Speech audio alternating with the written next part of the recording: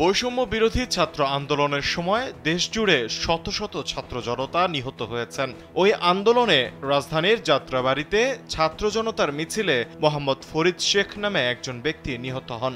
তার হত্যা মামলায় আসামি করা হয়েছে হাসিনা, রেহেনা, জয়, পুতুল সহ ২১ জনকে। মঙ্গলবার ঢাকার মেট্রোপলিটন ম্যাজিস্ট্রেট আদালতে মামলার আবেদন করেন নিহত ফরিদের বাবা Mohammad Sultan Sheikh. Police bureau of investigation পিবিআইকে আগামী ১ অক্টোবরের মধ্যে প্রতিবেদন জমা দেওয়ার নির্দেশ দিয়েছেন আদালত।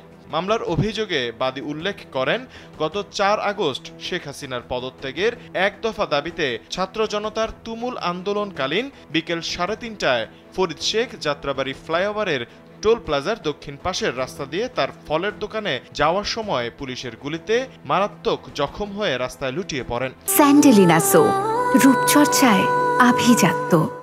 গুলিটি ফরিদের পেটের ডান পাশে লেগে বাম পাশ দিয়ে বেরিয়ে যায়।